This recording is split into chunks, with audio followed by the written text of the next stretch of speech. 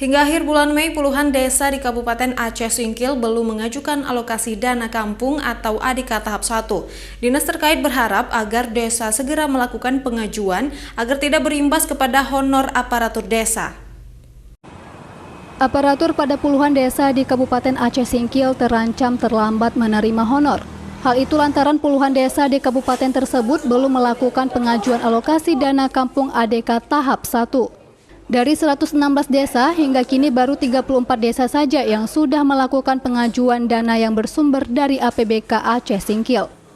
Setidaknya ada sekitar 82 desa di Kabupaten Aceh Singkil yang belum melakukan pengajuan ADK tahap 1 ini.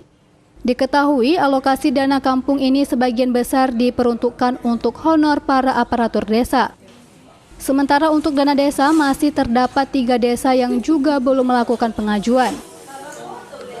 Kepala Bidang Kerjasama Administrasi Mukim dan Kampung Dinas Pemberdayaan Masyarakat dan Kampung Aceh Singkil mengatakan agar desa-desa itu segera melakukan pengajuan, baik ADK maupun dana desa.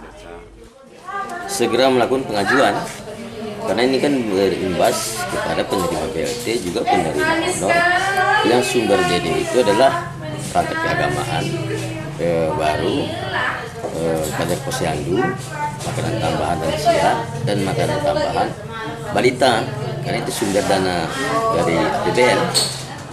Rustam mengatakan pihaknya juga sudah mengkonfirmasi kepada pihak kecamatan selaku pembina dan pengawas di kecamatan agar desa-desa tersebut dapat segera melakukan pengajuan baik ADK maupun dana desa. Dari Kabupaten Aceh Singkil, Suparman Munte, iNews melaporkan.